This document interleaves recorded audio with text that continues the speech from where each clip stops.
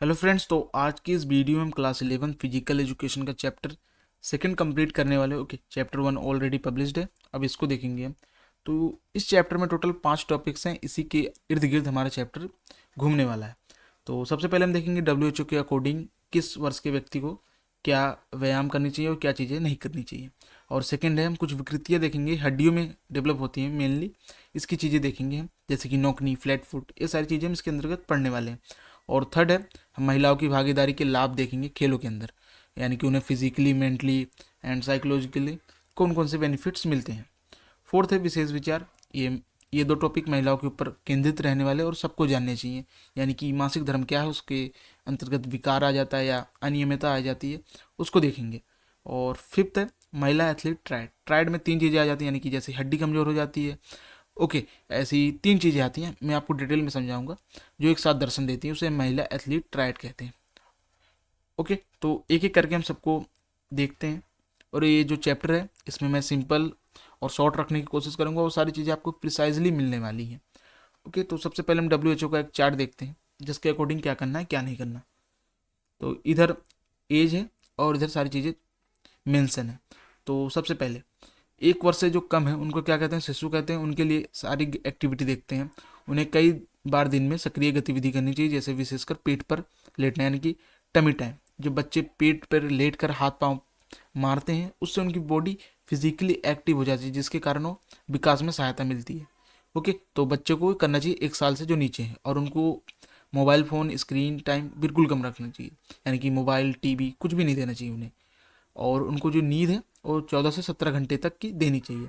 और second type है 1 से लेकर 2 वर्ष तक, जिसे हम टोडलर कहते हैं। कम से कम इसमें 180 मिनट तक उन्हें हल्की से लेके मध्यम गतिविधि करानी है। अभी मैं आपको डिटेल में बताऊंगा क्या क्या करना है क्या नहीं करना। एक हम चार्ट देख रहे हो, ओवरव्यू भी मिल जाए हमको ताकि। और इसमें हमें 1 घंटे से कम स्क्रीन टाइम देना है, या हो सके तो 2 ही मत। ओके, और जो नींद है 11 से लेकर 14 घंटे तक की होनी चाहिए। जैसे जैसे उम्र बढ़ती जाती है हमारा स्लीपिंग टाइम कम होता जाता है। और थर्ड है 3 से लेकर 4 वर्ष तक। इसमें हमें कम से कम 180 मिनट तक की गतिविधि करनी चाहिए, जिसमें 60 मिनट, यानी कि जो 60 मिनट है 180 मिनट में से, उसमें त्रिव एक्टिविटी होनी चाहिए, साइकिल चलाना, दौड़ना, भागना, ये सारी चीज़ें आनी चाहिए इसके अंतर्गत। और 1 घंटे से कम मोबाइल चलाना चाहिए, जो 3 से लेकर 4 वर्ष तक के बच्चे हैं। और उनको जो नींद है 10 से लेकर 13 घंटे तक की होनी चाहिए। और 5 से लेकर 17 वर्ष तक, जिसे किशोर अवस्था कहते हैं, इसमें हमें 60 मिनट, यानी कि एवरेज 60 मिनट की त्रिव एक्टिविटी करनी है। यानी कि त्रिव, यानी कि जैसे त्रिव क्या हो गया, स्विमिंग करना, साइकिलिंग करना, रनिंग करना, ये सब क्या है, त्रिव एक्टिविटी के अंतर्गत आती है, जिसमें हमें हमारी बॉडी त्रिव यानी कि स्पीड में वर्क करे। और जो हमारा स्क्रीन टाइम है वो कंट्रोल में होना चाहिए, और एक लिमिटेड टाइम के लिए होना चाहिए। और नींद हम 8 से लेकर 10 घंटे तक की ले सकते हैं WHO के अकॉर्डिंग। ओके, और वो फिफ्थ है 18 से लेकर 64 वर्ष तक, इसे वयस्क कहते हैं। कहीं कहीं 60 मेंशन रहता है, लेकिन हम 64 लेके चल रहे हैं। इसमें हमें 75 से लेकर 150 मिनट तीव्र गतिविधि करनी चाहिए सप्ताह में। ओके, और इसमें संतुलित उपयोग करना चाहिए हमें स्क्रीन टाइम का। लेकिन इस वर्ष यानी कि जो वयस्क होते हैं उनके काम धंधा बहुत रहता है, और एजुकेशन, कॉलेज, ये सब चीज़ें एकदम भरी पड़ी रहती है जीवन में, इसलिए वो स्क्रीन टाइम मैनेज नहीं कर पाते, तो उसमें हो जाता है गड़बड़। लेकिन इसमें कहा जाता है कि आपको संतुलित यानी कि बैलेंस उपयोग करना है इसका, न ज़्यादा न कम। और 7 से 9 घंटे तक का हमें स्लीप लेना है। और लास्ट एकदम जो वृद्ध यानी कि ओल्ड एज वाले हैं, उनके लिए क्या होती है कि उन्हें वयस्क जैसी गतिविधि करनी चाहिए, लेकिन वो संतुलन में रह के करें। ओके, इस एज में क्या होती है, हमारी बोन डेंसिटी कम हो जाती है, यानी कि हम इनएफिशिएंट हो जाते हैं, इसलिए उनको रिटायरमेंट दे दी जाती है कि आपकी इफिशियंसी अब डाउन होती जा रही है, प्रोडक्टिविटी खत्म होती जा रही है, तो आप घर जाइए।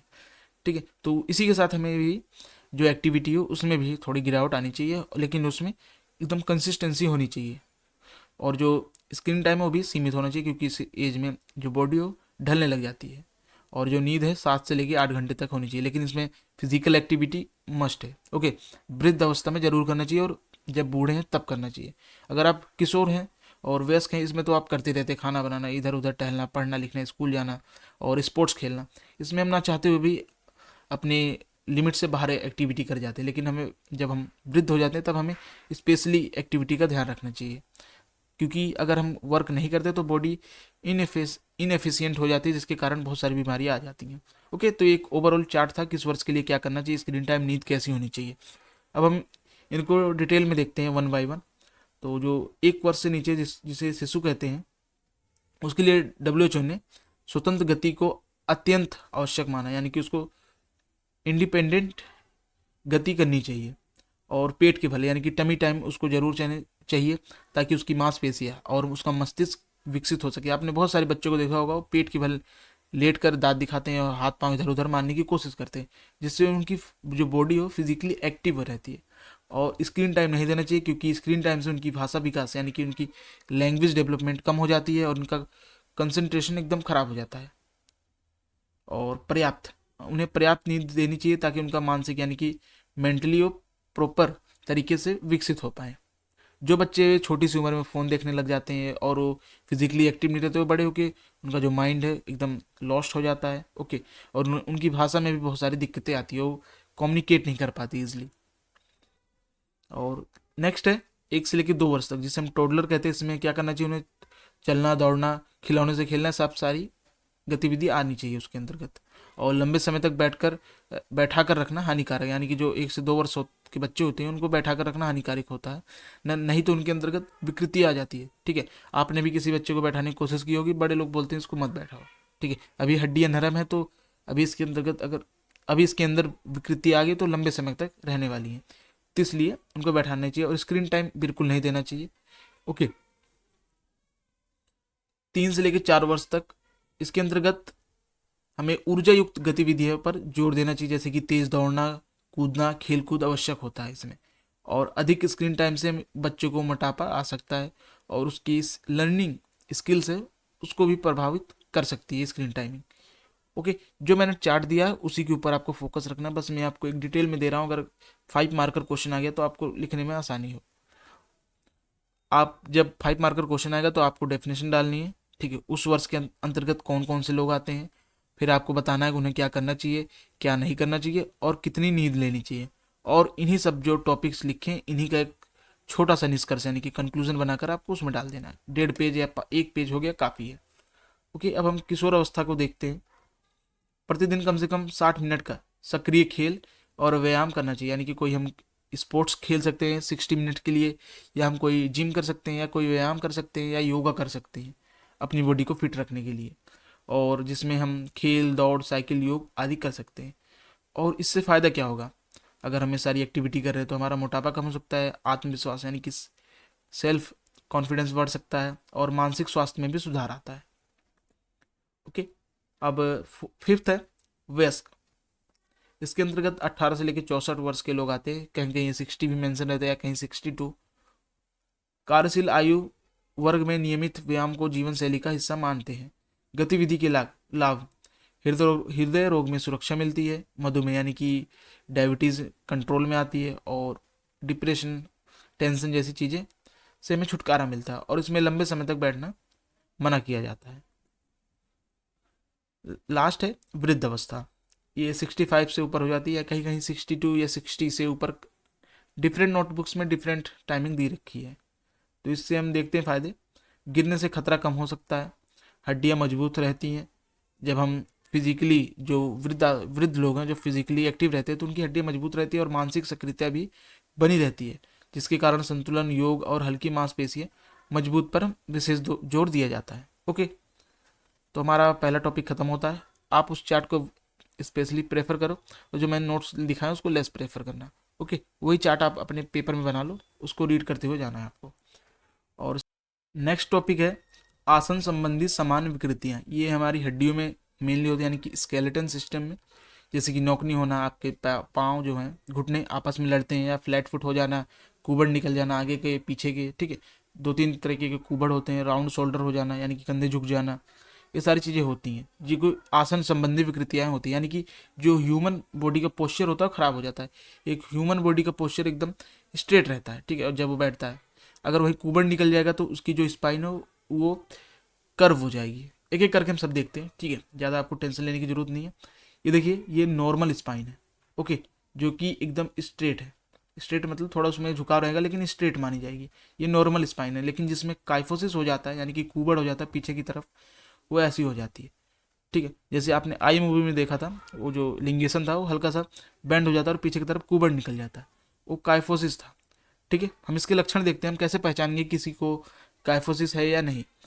तो इसमें जो छाती की मांसपेशियां हैं वो लंबी छोटी हो जाती हैं, गर्दन आगे की ओर झुक जाती है, पूरा शरीर आगे की ओर झुका हुआ प्रतीत होता है, और जो बैलेंस है बॉडी का वो भी खराब होता है। ठीक है, और इसके हम उपाय देखते हैं। हम चक्रासन कर सकते हैं, भुजंगासन कर सकते हैं, धनुरासन कर सकते हैं, स्विस बॉल पर विपरीत दिशा में मुड़ सकते हैं, विपरीत दिशा में बटरफ्लाई कर सकते हैं। ओके, हम तकिए की सहायता से गर्दन एक्सटेंशन कर सकते हैं, जिसके कारण ये स्पाइन पर जोर पड़ता है और ये सीधे होने की कोशिश करती है। ठीक है, और ये 1-2 महीने में तो बहुत लंबे समय की प्रैक्टिस के बाद ही इसमें चेंजेस आते हैं। और हम cat pose, camel pose, half wheel pose कर सकते हैं। हाफ व्हील पोज का मतलब क्या होता है, हम ज़्यादा झुकते नहीं, पूरा इसको बेंड नहीं करते, बस अपनी बॉडी को ऐसे 45 डिग्री पर करते हैं। ओके, तो ये क्या है, इसके कुछ उपाय हैं। टॉपिक है हमारा नॉक नी। नॉक नी के अंदर क्या होते हैं, हमारे जो दोनों नी होती हैं वो आपस में नॉक करते हैं, यानी कि दोनों घुटने आपस में टकराते हैं। तो इसके हम सिम्टम्स देखते हैं, यानी कि सिम्टम्स ऐसी चीज़ें, यानी कि लक्षण जो होते हैं बताते हैं कि किसी व्यक्ति को नॉकनी है या नहीं। ठीक है, सबसे पहले हम सिम्टम्स ही किसी के अंदर कैटेगराइज करते हैं कि है या नहीं। ओके, तो हम इसके लक्षण देखते हैं। तो खड़े रहने की स्थिति में दोनों घुटने आपस में स्पर्श यानी कि टच करते हैं। खड़े होने की स्थिति में चलते समय भी आपस में टच करते हैं, दौड़ते समय भी आपस में ये टच करते हैं, यानी कि स्पर्श करते हैं। तो इसके कारण क्या होते हैं, एक किसके कारण होता है, तो मोटापा यानी कि वेट ज़्यादा बढ़ जाता है तब होता है, और विटामिन डी की कमी हो जाती है तब होता है, रिकेटस नामक रोग होता है तब होता है, या समय से पहले हम बच्चे को चलाने लग जाते हैं जिसके कारण नौकनी होता है। ठीक है, समय से पहले यानी कि 2 साल का बच्चा नहीं, उससे पहले हम उसको चलाने की कोशिश करते हैं, जिसके कारण जो उसकी हड्डियाँ होती हैं वो बहुत नरम होती हैं बचपन में, जिस तरफ आप उसको वेंड करोगे वो वेंड हो जाएंगी। तो इसलिए हम जब बच्चा छोटा रहता है ना उसे बैठाते हैं ना उसे चलने को बोलते हैं। ठीक है, बस उसे हम एक लिटाए रखते हैं। ओके, और कुपोषण की वजह से भी हो सकता है घुटनों में मिडिल लिगामेंट का ज़्यादा बढ़ जाना लेटरल लिगामेंट की तुलना में, और लंबे समय तक हम भारी बोझ उठाते हैं जिसके कारण ये नौकनी आ सकता है। अब हम इसके उपाय देखते हैं कि क्या क्या चीज़ें करने से ये कम हो सकता है। घुड़सवारी करनी चाहिए जिसके कारण जो हमारे टांग होती है उसके बीच गैप आ जाता है। ठीक है, वो ऐसा पोस्चर ही होता है घुड़सवारी के अंतर्गत जो ये नौकनी को दूर करता है। फुटबॉल में साइड किक करना भी एक अच्छा माध्यम है। दोनों घुटनों के बीच तकिया लगाकर सोना, वॉकिंग कैलिपर्स का यूज करना चलते समय। ओके, और घुटनों के नीचे तौलिया रखकर पैर सीधा रखकर तकिए को घुटनों से नीचे दबाना। ठीक है, फर्श पर आप तकिया रखें और घुटने से उस तकिए को नीचे पुश करें, जिसके कारण ये सुधरता है, और पैर को सीधा रखकर उठना। ओके, तो ये था नॉकनी। अब हम देखते हैं फ्लैट फुट। जब हमारा फ्लैट फुट, ये हेल्दी फुट है और ये फ्लैट फुट है। लक्षण देखते हैं इसके, चलते समय और खड़े होते समय फुट के मध्य भाग में दर्द होता है, यानी कि जो मध्य इधर इधर दर्द होता है। ओके, और पैर का जो चाप होता है वो ख़त्म हो जाता है। और हमें कैसे पता चलेगा कि हमें फ्लैट फुट है या नहीं, तो आपको अपना पाँव पानी में डालना है, फिर उसको निकाल कर फर्श पर प्रिंट करना है। अगर आपका पूरा फुट प्रिंट हो जाता है तो जान लो फ्लैट फुट है। अगर उसके बीच में मध्य भाग में थोड़ा सा गैप रह जाता है तो जान लो आपका हेल्दी फुट है। तो इसके हम कारण देखते हैं क्यों होता है फ्लैट फुट। तो मांसपेशी तथा हड्डियों की कमजोरी के कारण होता है, अधिक भार यानी कि मोटापे के कारण होता है, लंबे समय तक बोझ उठाने के कारण भी हो सकता है। जैसे कि जो लेबर्स होते हैं यानी कि मजदूर होते हैं, खेतों में काम करते हैं, ठीक है, बिल्डिंग्स में काम करते हैं, उन्हें बोझ उठाना पड़ता है, जिसके कारण डेली उनकी यही दिनचर्या रहती है, जिसके कारण उनका फ्लैट फुट हो जाता है। चोट के कारण भी हो सकता है, कुपोषण के कारण हो सकता है, और ख़राब जूते के कारण भी कई बार हो सकता है। अब इसके हम उपाय देखते हैं। पंजों पर कूदना बेहतर उपाय है। उचित प्रकार के जूते पहनना, ऐसे ऐसे प्रकार के जूते आते हैं जो स्पेशली फ्लैट फुट के लोगों के लिए डिज़ाइन रहते हैं, जिसे पहनकर उन्हें हेल्दी फुट महसूस हो।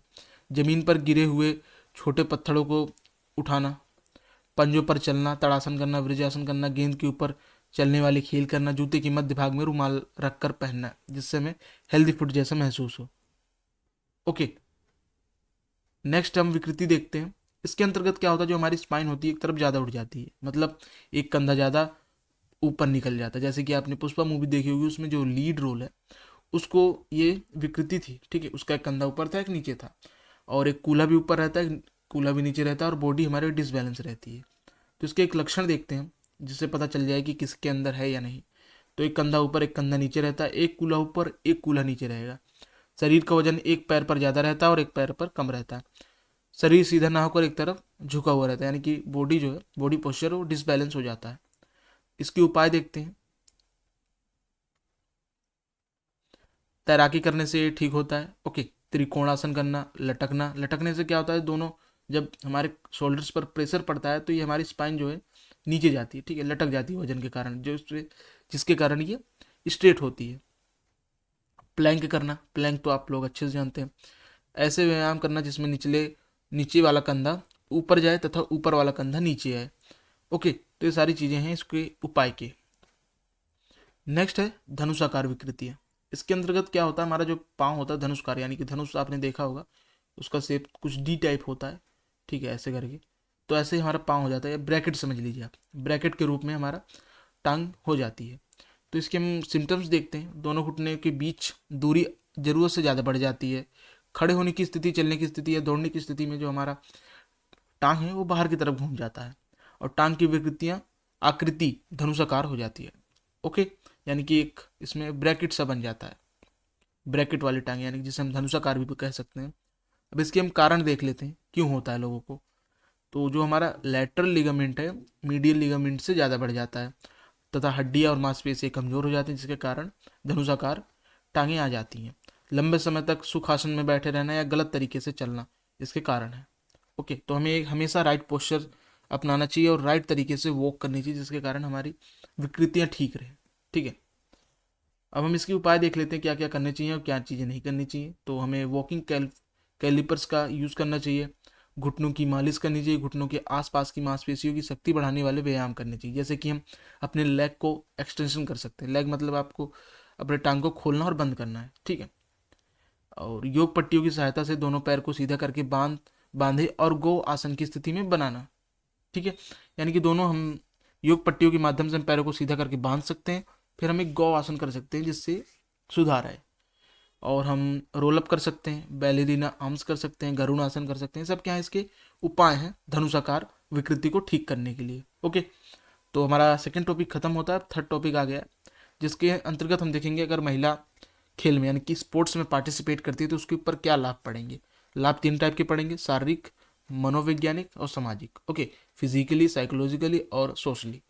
तो सबसे पहले हम देखते हैं शारीरिक लाभ। जब महिला स्पोर्ट्स में पार्टिसिपेट करती है तो उसकी जीवन शैली में संबंधित जो बीमारी होती है वो खत्म हो जाती है, ठीक है, जैसे कमजोरी, चक्कर आना, सर घूमना, उल्टी आना, ये सब चीज़ें दूर हो जाती हैं। अगर चाहे महिला हो चाहे पुरुष हो, कोई भी अगर स्पोर्ट्स खेलता है तो उसके अंदर बीमारियाँ कम पनपती हैं, और जो अस्थियों का घनत्व यानी कि बोन डेंसिटी वो मजबूत हो जाती है।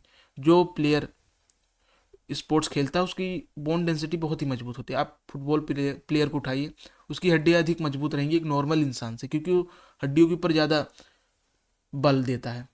और मांसपेशियाँ जो होती हैं वो भी मजबूत होती है। हमारा कार्डियोवैस्कुलर सिस्टम यानी कि हृदय प्रणाली भी अच्छी होती है, और ट्रांसपोर्टेशन सिस्टम भी होता है अच्छा, ठीक है। जब हम स्पोर्ट्स खेलते हैं तो हमारी पूरी बॉडी वर्क करती है, ठीक है, उसमें से वसा कम होती है, ठीक है, और पसीने आते हैं, पूरी बॉडी वर्क करती है, जिसके कारण बीमारियाँ कम होती हैं, हड्डियाँ मजबूत हो जाती हैं, मांसपेशियाँ भी हो जाती हैं, ट्रांसपोर्टेशन सिस्टम भी बेटर होता है, और हम मोटापा भी गेन नहीं कर पाते। तो ये सब क्या है, शारीरिक लाभ है महिलाओं के लिए। अब हम कुछ मनोवैज्ञानिक लाभ देखेंगे जिसके कारण महिलाएं अच्छा फील करती हैं। ओके, जब महिलाएं स्पोर्ट्स खेलेंगी तो उनका क्या होगा, स्ट्रेस यानी कि डिप्रेशन कम हो जाता है, ठीक है, उसको मैनेज करने में सहायता मिलती है। भावनाओं पर यानी कि हमारी जो इमोशंस है उसका हम कंट्रोल कर सकते हैं अच्छे से। हमारा आत्मविश्वास बेटर होता है, आत्मविश्वास मतलब सेल्फ कॉन्फिडेंस हाई हो जाता है, आत्मसम्मान भी अच्छा होता है, और नेतृत्व भी आता है। ये सब क्या है, ये चीज़ें जो होती हैं साइकोलॉजिकल बेसिस पे होती है, ये हमारे मन में होती है, यानी कि हमारे माइंड में होती है, चीज़ें बाहर नहीं होती, हमारे माइंड में होती है। टेंशन हमारे माइंड में होता है, हमारा कॉन्फिडेंस कहाँ आता है, माइंड में आता है। जब माइंड में आएगा तभी हमारी बॉडी उसको प्रदर्शित कर पाएगी। तो ये सब मनोवैज्ञानिक लाभ है। ओके, लास्ट जो लाभ है सामाजिक लाभ है। ओके, इसको देखते हैं। सामान्य कौशल में वृद्धि करता है, संप्रेषण कौशल में वृद्धि करता है। संप्रेषण मतलब क्या होता है, जब दो लोग आपस में संचार करें और उस संचार का कोई सार्थक मूल्य बन के आए, ये नहीं कि कुछ भी बोल दिया, उसका कोई मूल्य नहीं है, उसका कोई मूल्य निकले, ठीक है, कोई सार्थकता रहे, तब वो संप्रेषण होता है, ठीक है। तो ये संप्रेषण कौशल में वृद्धि होती है महिलाओं के, और अच्छे संबंध बनते हैं, और सहयोग में भी वृद्धि होती है। ये जो बेनिफिट्स हैं ये सोशली हैं, ठीक है, सोशली अच्छी होती हैं, कम्युनिकेट कर पाते हैं एक दूसरे से, और समाज में कैसे रहना उनको ये भी आ जाता है, और कैसे लोगों से बातचीत करनी है, संबंध बनाने भी पता चल जाता है, ठीक है। सोशली ऑकवर्ड फील नहीं करती वो लोग। तो सब क्या लाभ थे, यहाँ मैंने एक पिक लगाई है सपोर्ट मटेरियल से, आप चाहे तो इसको पढ़ लें, वैसे ज़्यादा इसकी ज़रूरत नहीं है। अब हमारा फोर्थ टॉपिक है विशेष परिस्थितियाँ। ठीक है, विशेष ध्यान देने योग्य तथ्य। दो चीज़ें हैं इसके अंतर्गत। पहला है प्रथम रजोधर्म, जिसके अंतर्गत हम ये चर्चा करते हैं कि जब महिलाओं को फर्स्ट टाइम पीरियड आता है तो क्या होता है। ठीक है, और बी, जिसमें मासिक धर्म में स्थिरताएं आ जाती हैं, यानी कि अनियमितता आ जाती है, विकार आ जाती है। ठीक है, तो एक एक करके हम देखते हैं। तो प्रथम रजोदर्शन या रजोधर्म कह सकते हो आप इसको। तो ये किशोर अवस्था में होने वाला एक जैविक परिवर्तन है जो सामान्यतः 10 से लेके 14 वर्ष की आयु के बीच में आता है। ठीक है, जो फर्स्ट टाइम महिलाओं को रक्त रसाव आता है। ठीक है, तो इसके प्रभाव देख लेते हैं। हार्मोनल परिवर्तन के कारण थकान यानी कि बहुत ज़्यादा एग्जॉस्टेड फील होता है। मूड यानी मूड स्विंग्स होते हैं। पेट कमर दर्द होता है। और कुछ लड़कियों में अस्थायी रूप से प्रदर्शन में गिरावट आ सकता है। किसके कारण? प्रथम रजोदर्शन के कारण। ओके, तो डब्ल्यूएचओ के अनुसार क्या करना चाहिए जब ऐसी चीज़ें हों? तो हमें संतुलित आहार खाना चाहिए, यानी कि बैलेंस डाइट लेनी चाहिए, जिसमें iron, calcium, vitamin D, magnesium, zinc, सारी चीज़ें की अच्छी क्वालिटी में मात्रा बनी रहे। अत्यधिक प्रशिक्षण से बचना चाहिए, यानी कि हमें ओवर ट्रेनिंग नहीं करनी चाहिए, चाहे जिम हो चाहे कोई स्पोर्ट्स ट्रेनिंग हो, सारी चीज़ों से बचना चाहिए जब प्रथम रजोदर्शन आए। और मानसिक सहयोग और जागरूकता होने आवश्यक है। नियमित मासिक चक्र का अवलोकन, यानी कि आपको मासिक रजो दर्शन आ रहा है नहीं, इसको आपको अवलोकन यानी कि एवेल्युएट करना आना चाहिए। ओके, फिर से मैं एक समझाता हूँ शॉर्ट में। प्रथम रजोधर्म क्या है? जब महिलाओं को फर्स्ट टाइम पीरियड्स आते हैं। और कब आते हैं? 10 से लेकर 14 वर्ष के बीच आते हैं। और उसके अंतर्गत कैसी चीज़ें होती हैं? उनको थकान आती है, उनका मूड स्विंग होता है, पेट कमर में दर्द होता है, और उनके परफॉर्मेंस में भी गिरावट आ जाती है। ठीक है, और डब्ल्यूएचओ के अकॉर्डिंग क्या करना चाहिए? अच्छा खाना खाना चाहिए, जिसके कारण पूर्ति हो सके जो शरीर के अंतर्गत हानि आई है। और अधिक ट्रेनिंग नहीं करनी चाहिए, और मेंटली हमें प्रिपेयर रहना चाहिए और अवेयर रहना चाहिए चीज़ों के बारे में। ओके, तो ये था प्रथम रजो दर्शन। अब हम नेक्स्ट है असामान्य मासिक धर्म। ओके, इसके अंतर्गत जो है मासिक धर्म में अनियमितता आ जाती है। जैसे कि जो पीरियड्स होते हैं उनका एक साइकिल रहता है 28 डेज 29, वो हर महिला का अलग अलग रहता है, सबका फिक्स नहीं रहता कि इतना ही रहेगा। ठीक है, 28 डेज मान लो, कभी कभी ये 28 डेज में 3-4 बार आ जाएगा, कभी कभी आएगा ही नहीं, कभी कभी 6-6 महीने गायब हो जाएगा। तो क्या है? एबनॉर्मल चीज़ें हैं। ठीक है, तो ये 3 टाइप की होती हैं। फर्स्ट है एमेनोरिया, जिसको हम मासिक धर्म का ना आना कहते हैं। ठीक है, इसके अंतर्गत मासिक धर्म है जो वो नहीं आता। सेकंड है ओलिगोमेनोरिया, इसके अंतर्गत अनियमित चक्र आ जाते हैं। ठीक है, ओलिगोमेनोरिया के अंतर्गत। और थर्ड है मेनोरेजिया, इसके अंतर्गत क्या होता है? जो रसाव होता है अधिक होता है। ठीक है, यानी कि एक 28 दिन यानी कि 1 महीने के अंतर्गत ये 2-3 बार हो जाते हैं, यानी कि जब आते भी हैं तो और अत्यधिक क्वालिटी में आते हैं। ठीक है, यानी कि ज़्यादा रसाव होता है। ओके, आई होप आपको पता चल गया होगा। पहले में क्या होता है? मासिक धर्म नहीं आता। सेकंड में अनियमित चक्र हो जाता है। थर्ड में अत्यधिक आ जाता है। अब हम इसके कारण देख लेते हैं। तो अत्यधिक शारीरिक प्रशिक्षण यानी कि फिजिकल ट्रेनिंग के कारण भी हो सकता है। कम कैलोरी यानी कि कम खाना खाने की वजह से भी हो सकता है। तनाव यानी कि डिप्रेशन के कारण हो सकता है। और हार्मोन डिसबैलेंस के कारण भी हो सकता है।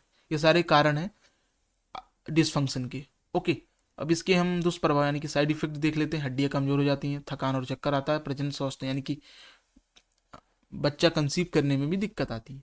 ओके, तो इंसान को अपने अकॉर्डिंग, अपनी क्षमता के अकॉर्डिंग ट्रेनिंग करनी चाहिए, खाना ठीक खाना चाहिए और ज़्यादा टेंशन नहीं लेनी चाहिए। और हार्मोन जब चेंजेस हों उसको डॉक्टर से कंसल्ट करना चाहिए। ये सारी चीज़ें हैं। ओके, मैंने आपको बता दिया 3 टाइप के होते हैं। एक में नहीं आता है, एक में अनियमित चक्र हो जाता है। ठीक है, और थर्ड में अधिक आता है। आई होप आपको समझ आ गया होगा लास्ट टॉपिक। अब नेक्स्ट है हमारा, और लास्ट ए भी है, तो ये है महिला एथलीट ट्रायड। ओके, तो एक ग्रुप में आती हैं चीज़ें, मैं आपको एक एक करके बताऊंगा। महिला एथलीट त्रय एक लक्षण समूह है जिसके अंतर्गत रक्तहीनता, अस्थि सुसूरिता, जिसे हम ऑस्टियोप्रोसिस कहते हैं, इसके अंतर्गत क्या होता है? हमारी हड्डियाँ कमजोर हो जाती हैं। ऋतुरोध उपस्थित होते हैं। वास्तव में ये आपस में संबंधित 3 दशाएं होती हैं। यह एक लक्षण समूह होता है जो एक साथ ही आते हैं, यानी कि ग्रुप होता है तीनों लोगों का जो किसी महिला के अंदर दर्शन देते हैं। तो फर्स्ट है ऑस्टियोप्रोसिस, इसके अंदर हड्डियों से यानी कि हमारी जो बोन है उससे रिलेटेड चीज़ें होती हैं, जैसे कि उनकी डेंसिटी कम हो जाना, कमज़ोर हो जाना। ठीक है, जब डेंसिटी कम हो जाती है हड्डियों का टूटने का खतरा ज़्यादा हो जाता है। सेकेंड है ऋतुरोध, इसके अंतर्गत मासिक धर्म का जो चक्र है वो टूट जाता है। ठीक है, कभी ज़्यादा आता है कभी कम आता है। और लास्ट है भोजन संबंधी विकार, अब मैं इसको डिटेल में समझाता हूँ। ठीक है, यहाँ पे एकदम आपको यहाँ पे विजिबल होगा, पीछे थोड़ा प्रिंट खराब था। तो 3 आपस में जुड़ी हुई स्वास्थ्य समस्याएं हैं जो समूह में आती है महिलाओं के अंदर। फर्स्ट है भोजन संबंधी विकार, जिसमें हम पर्याप्त कैलोरी नहीं पाते। जैसे 2 चीज़ें होती हैं इसके अंतर्गत। एनोरेक्सिया, इसके अंतर्गत क्या होता है कि महिलाओं को भूख बहुत कम लगती है, बहुत कम खाना खाती हैं, सोचती हैं कि बॉडी कहीं खराब ना हो जाए, फैट की बहुत टेंशन रहती है उनको। ये क्या है, साइकोलॉजिकल डिसऑर्डर है, जिसके अंतर्गत वो खाना कम खाती हैं ताकि वो सोचती हैं हमारी बॉडी मेंटेन रहे। और सेकेंड ये भी साइकोलॉजिकल डिसऑर्डर है ईटिंग को लेकर, बुलिमिया। ठीक है, इसके अंतर्गत वो खाना अत्यधिक खाती हैं और वो जो खाने का निष्कासित करती हैं वो वोमिटिंग यानी कि उल्टी के माध्यम से खाना बाहर निकालती हैं। अत्यधिक यानी कि लिमिट से बाहर खाना खाती हैं और उसको वोमिटिंग के माध्यम से निकालती हैं, जिससे शरीर पर दुष्प्रभाव पड़ता है। और एनोरेक्सिया में वो खाना ही नहीं खाती बॉडी की टेंशन में। ठीक है, कहीं हमारा जो बॉडी का पोस्चर है वो खराब ना हो जाए, फैट वेट की टेंशन उसे बहुत रहती है। ये दोनों क्या है, साइकोलॉजिकल डिसऑर्डर्स हैं जो भोजन संबंधी विकार के अंतर्गत आते हैं। और सेकंड है एमेनोरिया, इसके अंतर्गत क्या होता है, हमारे जो हॉर्मोन्स होते हैं वो असंतुलन हो जाते हैं महिलाओं के अंतर्गत। ठीक है, यानी कि मासिक धर्म जैसे बंद हो जाना या समय समय पर ना आना या अपनी साइकिल टूट जाना, ये होता है महिलाओं के अंदर। और थर्ड है जो लक्षण ऑस्टियोपोरोसिस, इसके अंतर्गत क्या होता है, महिलाओं की जो हड्डी होती है उसका घनत्व यानी कि डेंसिटी कम हो जाती है, यानी कि हड्डियाँ कमजोर हो जाती है, कैल्शियम उसमें कम हो जाता है। खाना कम खाएंगी तो जाहिर सी बात है कि पूरी बॉडी वीक पड़ेगी हड्डियों के साथ। अब इसका कारण देखते हैं। अत्यधिक प्रशिक्षण यानी कि ओवर ट्रेनिंग करना, वजन घटाने का दबाव जिसके कारण एनोरेक्सिया हो जाता है महिलाओं को। सौंदर्य या प्रदर्शन आधारित खेल जैसे कि जिम्नास्टिक, एथलेटिक्स जिस जैसी चीज़ों के कारण ये चीज़ें आती हैं। अब इसके हम प्रभाव देखते हैं, यानी कि जब ये ट्रायड आता है तो महिलाओं के ऊपर क्या प्रभाव, साइड इफेक्ट डालता है।